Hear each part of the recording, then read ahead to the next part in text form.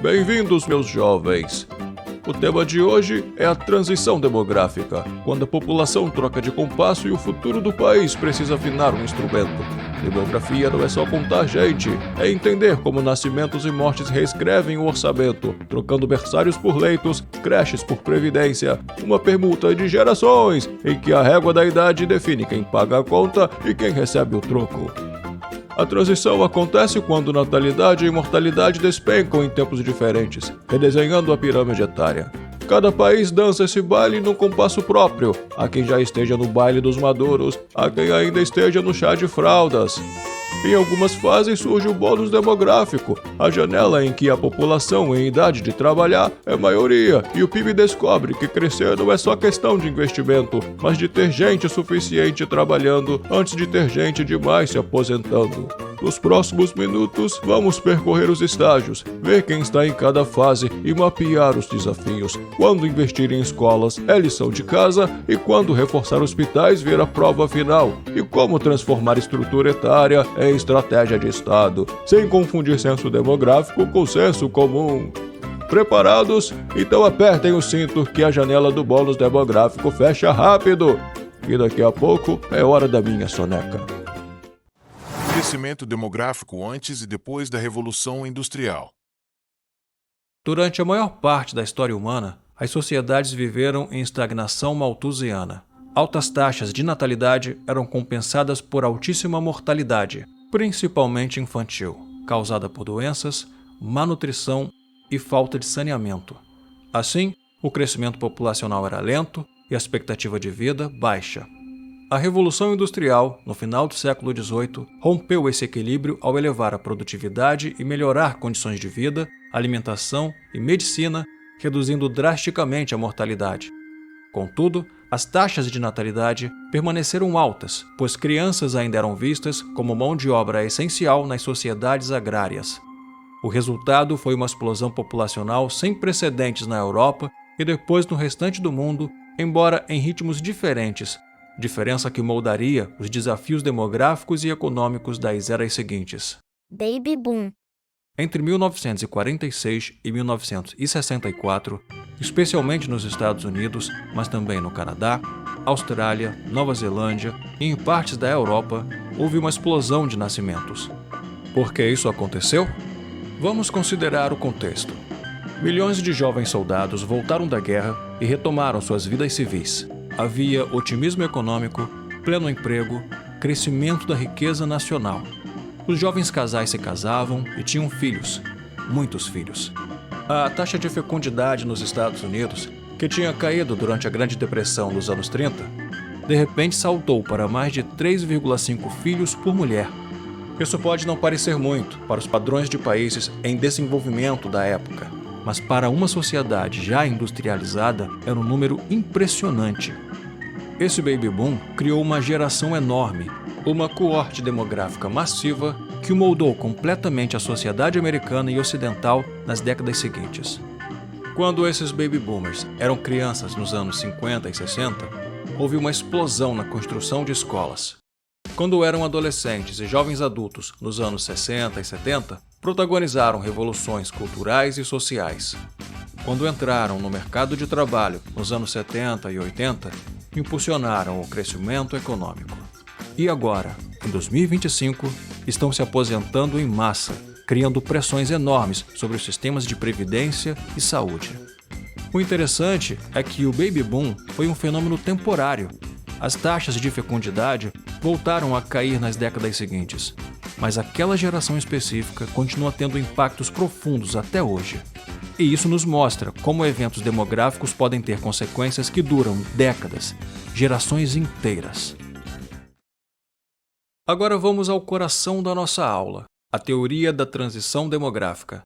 Essa teoria foi desenvolvida pelo demógrafo Frank Notenstein nos anos 1940, e ela nos oferece uma estrutura para entender como as populações mudam ao longo do tempo.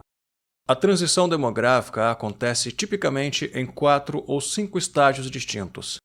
O primeiro estágio, chamado de pré-transição, é aquele que descrevi no início. Altas taxas de mortalidade e natalidade, crescimento populacional muito lento. Poucas sociedades ainda se encontram nesse estágio hoje, mas alguns grupos tribais remotos e isolados podem ser considerados exemplos contemporâneos. O segundo estágio é a transição inicial. Aqui a mortalidade começa a cair drasticamente, graças a melhorias em saneamento, nutrição, medicina básica, mas a natalidade permanece alta. É nesse estágio que acontece a explosão populacional. Atualmente, 43 países se encontram nesse estágio, a maioria deles na África subsaariana. Níger, Uganda, Chad, Mali, República Democrática do Congo.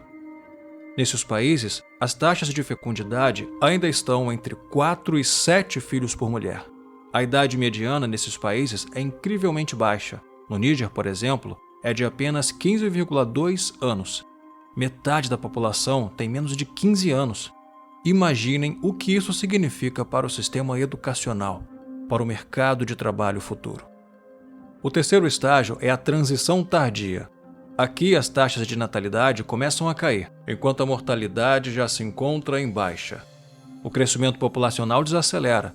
Esse declínio na fecundidade acontece porque as sociedades se urbanizam. As mulheres ganham acesso à educação, entram no mercado de trabalho, têm acesso a métodos contraceptivos modernos. O custo econômico de criar filhos aumenta nas cidades, onde moradia e educação são caras. A maioria dos países se encontra nesse estágio hoje, 75 no total, incluindo Índia, Indonésia, México. Já as taxas de fecundidade nesses países variam entre 2 e 3,5 filhos por mulher. O quarto estágio é a pós-transição. Aqui, tanto natalidade quanto mortalidades estão baixas. O crescimento populacional é lento ou praticamente zero. A fecundidade frequentemente cai abaixo do nível de reposição, que é 2,1 filhos por mulher. Por que 2,1?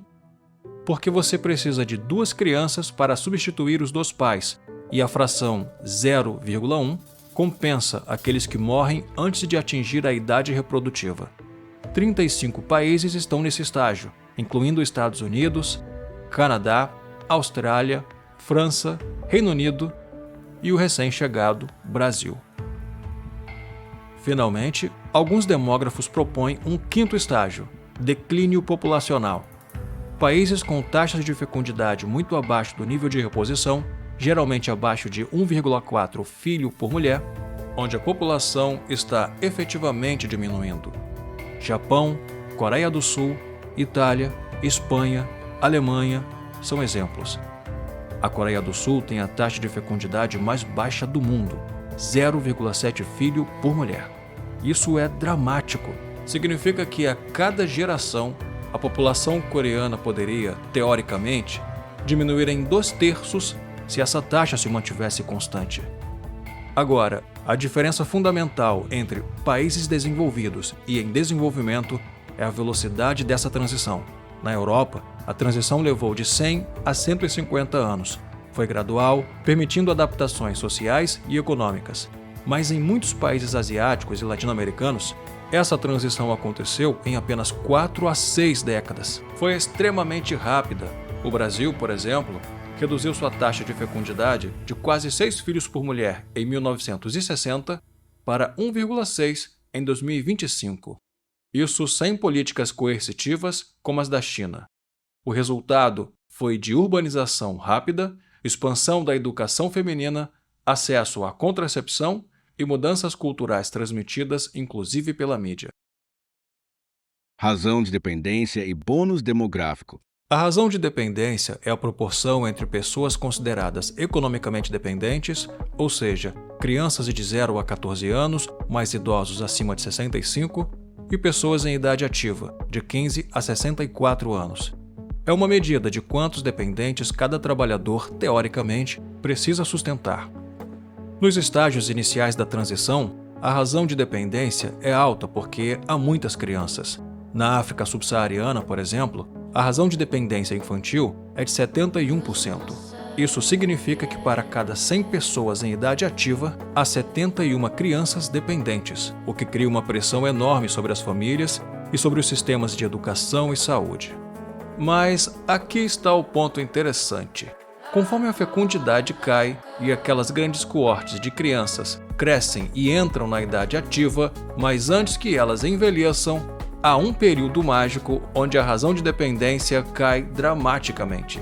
De repente, você tem uma proporção muito grande de pessoas em idade produtiva e relativamente poucos dependentes.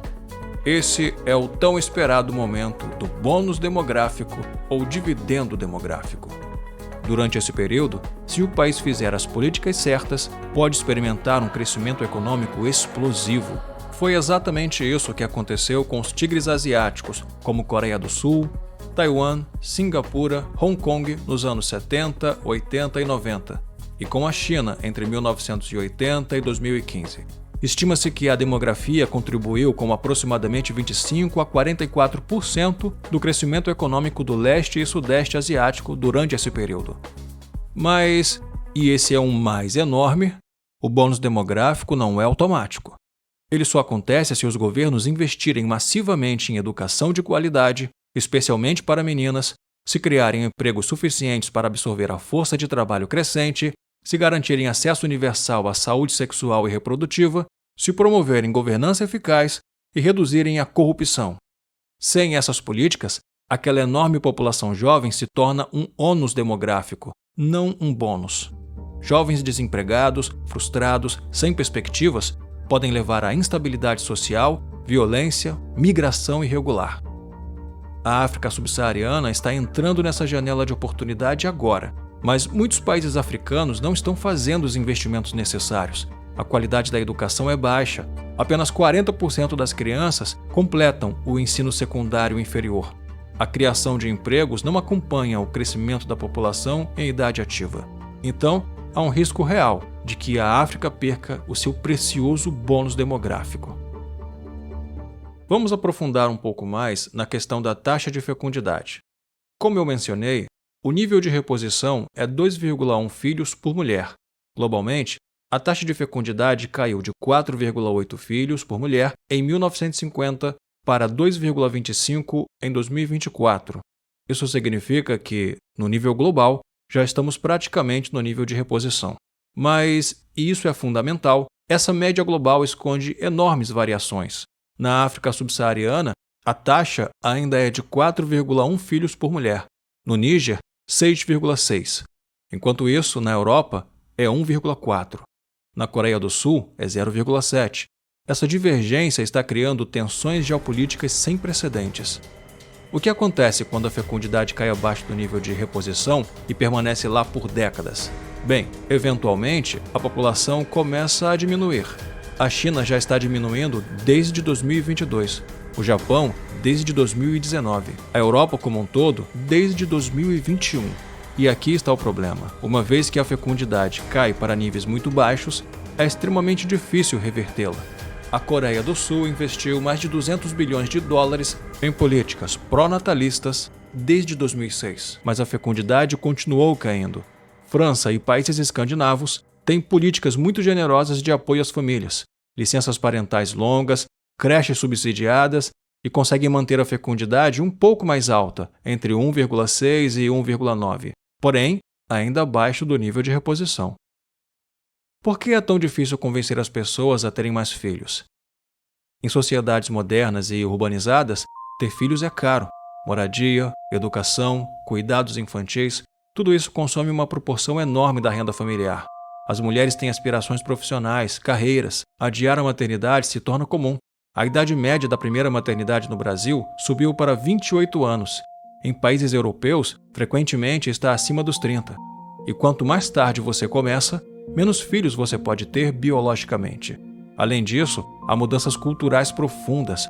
Em sociedades tradicionais, ter muitos filhos era fonte de prestígio social, de segurança na velhice. Mas em sociedades modernas com sistemas de previdência social, essa lógica se inverte. Você não precisa de filhos para cuidar de você na velhice. O Estado faz isso. E os filhos passam de ativos econômicos a despesas de longo prazo. Agora vamos tornar tudo isso mais concreto, olhando para 4 países reais, cada um representando um estágio diferente da transição demográfica. Estudo de casos. Estágio 2. Transição inicial. Nigéria.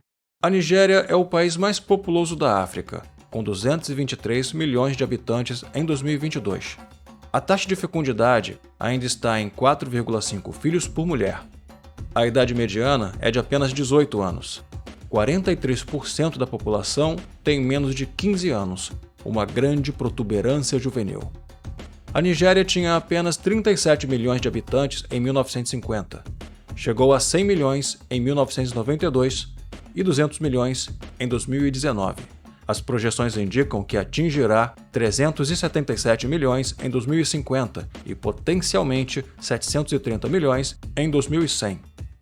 Isso significaria a Nigéria ultrapassando os Estados Unidos para se tornar o terceiro país mais populoso do mundo, atrás apenas da Índia e da China. Esse crescimento explosivo cria desafios monumentais. A Nigéria precisa dobrar sua infraestrutura educacional, criar cerca de 4 a 5 milhões de empregos anualmente, apenas para absorver os jovens que entram no mercado de trabalho, e expandir serviços de saúde, tudo isso em um contexto de instabilidade política, conflitos regionais, corrupção endêmica e infraestrutura inadequada. O PIB per capita nigeriano está praticamente estagnado há décadas, em torno de $6.000 em paridade de poder de compra. O alto crescimento demográfico está literalmente consumindo todo o crescimento econômico. A janela de oportunidade demográfica da Nigéria começou a abrir recentemente, conforme a razão de dependência passa a cair. Mas para capturar esse bônus, o país precisa urgentemente investir em educação de qualidade, especialmente para meninas, expandir acesso a planejamento familiar, criar empregos e melhorar governança. Se fizer isso, pode experimentar décadas de crescimento rápido. Se não fizer, corre o risco de uma bomba demográfica de dezenas de milhões de jovens desempregados e frustrados. E jovens desempregados, especialmente homens jovens, são estatisticamente mais propensos a se envolverem em atividades criminosas, conflitos ou migrarem ilegalmente. Não é coincidência que muitas das guerras civis e conflitos nas últimas décadas aconteceram em países com grandes protuberâncias juvenis. O atual estágio de convulsão social em Madagascar está diretamente relacionado a isso. As manifestações que resultaram na saída do presidente foram lideradas principalmente por jovens ativistas da geração Z, nascidos entre meados da década de 1990 e 2010, descontentes com a falta de oportunidades e com a corrupção generalizada. Estágio 3. Transição tardia, Índia. A Índia ultrapassou a China em 2023 para se tornar o país mais populoso do mundo, com 1.430 bilhões de habitantes. Mas aqui está o ponto interessante. A taxa de fecundidade indiana já caiu para 2,03 filhos por mulher, praticamente no nível de reposição. A transição demográfica indiana está avançando rapidamente. Mas há enormes variações internas. Os 5 estados do sul completaram sua transição há décadas. Kerala atingiu o nível de reposição já em 1988. Hoje, esses estados têm taxas de fecundidade entre 1,4 e 1,6, similares às da Europa. Enquanto isso, estados do norte como Uttar Pradesh e Bihar ainda têm fecundidade acima de 2,5. A Índia está atualmente aproveitando seu bônus demográfico. A idade mediana é de apenas 29 anos. A proporção em idade ativa está no pico. Isso é uma das razões pelas quais a Índia se tornou a 5ª maior economia do mundo. Mas há um problema. A Índia não está criando empregos suficientemente rápidos. O país precisa de 10 a 12 milhões de novos empregos todos os anos e não está conseguindo. Isso está criando um enorme exército de jovens subempregados ou desempregados. Além disso, a Índia está envelhecendo muito mais rápido do que enriqueceu. Enquanto países como França e Suécia levaram 128 anos, respectivamente, para dobrar sua população idosa de 7% para 14%, a Índia fará isso em apenas 28 anos. Como um estado pobre pode pagar aposentadorias e cuidados de saúde para uma população rapidamente envelhecida? Esse é o dilema indiano: envelhecer antes de enriquecer. A janela de oportunidade demográfica da Índia permanecerá aberta até cerca de 2047, se o país conseguir criar os empregos necessários, melhorar a qualidade da educação, expandir a infraestrutura, pode sustentar o crescimento rápido por mais 2 a 3 décadas. Mas depois disso, o envelhecimento populacional se tornará um desafio crescente. Estágio 4. Pós-transição, Estados Unidos. Os Estados Unidos têm uma demografia relativamente favorável comparada a outros países desenvolvidos. A taxa de fecundidade é de 1,7 filhos por mulher, abaixo do nível de reposição, mas ainda superior à de Europa ou leste asiático. A idade mediana é de 38 anos. Mas aqui está o segredo do sucesso demográfico americano: imigração. Os Estados Unidos recebem cerca de 1 milhão de imigrantes legais por ano, além de imigrantes não autorizados. Essa imigração constante mantém a população crescendo e rejuvenesce a estrutura etária. Sem imigração, os Estados Unidos teriam um crescimento populacional muito mais lento, potencialmente negativo. Essa imigração traz desafios políticos e sociais enormes, como vimos nos debates políticos recentes. Mas, demograficamente, é absolutamente crucial. Os imigrantes tendem a ser jovens, em idade ativa e têm taxas de fecundidade ligeiramente superiores à de americanos nativos. Eles contribuem para a base tributária e ajudam a sustentar o sistema de seguridade social. Mas mesmo assim, os Estados Unidos enfrentam desafios de envelhecimento. A geração Baby Boomer está se aposentando em massa, como eu disse no começo. O sistema de seguridade social enfrenta pressões crescentes. Os custos de saúde, especialmente Medicare e o Medicaid, consomem proporções crescentes do orçamento federal, e há debates intensos sobre como reformar esses sistemas para garantir sua sustentabilidade. Nesse mês de outubro de 2025, estamos assistindo a mais um shutdown do governo americano provocado pelo impasse orçamentário no Congresso, fruto das profundas divergências entre republicanos e democratas em relação ao financiamento de serviços públicos, com destaque para os programas de saúde. Estágio 5. Declínio populacional, Japão. Como o caso mais dramático do estágio 5, o Japão tem a estrutura etária mais envelhecida do mundo. A idade mediana é de 50 anos, abaixo apenas de Mônaco, com 56 anos. 30% da população tem mais de 65 anos. Apenas 11% tem menos de 15 anos. A taxa de fecundidade é de apenas 1,4 filhos por mulher. A população japonesa atingiu seu pico de 128 milhões em 2008 e tem diminuído desde então. Em 2024, caiu para 123 milhões, uma queda de mais de 900 mil pessoas apenas naquele ano, a maior queda anual já registrada. As projeções indicam que a população japonesa cairá para cerca de 87 milhões em 2100, uma redução de 1/3. Esse declínio populacional cria desafios sem precedentes.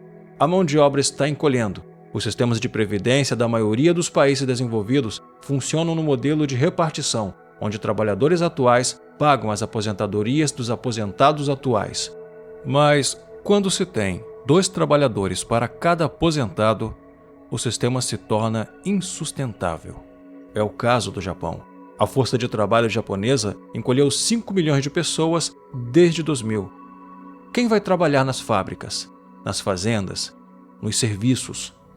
Uma resposta é a imigração, mas países como Japão e Coreia do Sul têm sido historicamente muito resistentes à imigração em larga escala. Outra resposta é a automação, mas mesmo robôs não resolvem tudo, especialmente em setores como cuidados de saúde que requerem interação humana. Aliás, os custos de saúde é outro tema crítico no país. Pessoas idosas consomem muito mais serviços de saúde do que jovens. Doenças crônicas como diabetes, hipertensão, demência, câncer requerem tratamentos caros e prolongados. O Japão gasta uma proporção crescente do seu PIB com saúde e cuidados de longa duração. No país com mais centenários, regiões inteiras estão se despovoando. Há mais de 8 milhões de casas abandonadas, especialmente em áreas rurais. Cidades inteiras estão morrendo conforme jovens migram para grandes centros urbanos e os idosos falecem sem substituição. Isso cria desafios imensos de infraestrutura. Como você mantém escolas, hospitais, estradas em regiões com população cada vez menores? O Japão está aumentando a automação e robótica. De fato, o país é líder mundial em robôs industriais e robôs de cuidados de idosos. O Estado vem incentivando maior participação feminina na força de trabalho através de creches e políticas de equilíbrio trabalho-vida. Tem aumentado gradualmente a idade de aposentadoria e vem incentivando idosos saudáveis a continuarem trabalhando. E também está se abrindo lentamente, muito lentamente, a imigração qualificada, embora isso seja culturalmente muito difícil para uma sociedade etnicamente homogênea. Mas mesmo com todas essas medidas, o declínio populacional japonês continuará por décadas. E isso terá impactos profundos não apenas no Japão, mas globalmente, porque o país é a quarta maior economia do mundo. Um líder tecnológico, um aliado estratégico crucial. Um Japão demograficamente encolhido é um Japão econômica e globalmente enfraquecido. Se você chegou até aqui, deve ter adquirido uma compreensão muito mais profunda de como a demografia molda o nosso mundo. Olhando para o futuro, as projeções indicam que a população mundial atingirá um pico de cerca de 10,3 bilhões em meados de 2080 e então começará a declinar. Mais da metade dos países já tem fecundidade abaixo do nível de reposição. Até 2100, apenas 6 países terão fecundidade sustentável: Samoa, Somália, Tonga, Nigéria, Chad e Tadjiquistão. Isso significa que a humanidade enfrentará desafios de envelhecimento global e potencial declínio populacional no século 22. Como adaptaremos nossas economias, sistemas sociais, culturas a uma realidade de populações em encolhimento? Essa é uma das grandes questões do nosso tempo. Como o Brasil, que está no fim da transição, com fecundidade de 1,6, pode se preparar para o envelhecimento rápido que virá nas próximas décadas? Como países africanos podem capturar seu bônus demográfico antes que a janela se feche? Como países superenvelhecidos como Japão e Coreia do Sul podem manter prosperidade com populações em declínio? E, finalmente, em um mundo onde algumas regiões crescem explosivamente e outras encolhem, como podemos gerenciar fluxos migratórios de forma humana e sustentável? Essas são questões sem respostas fáceis, mas são absolutamente cruciais para o futuro da humanidade.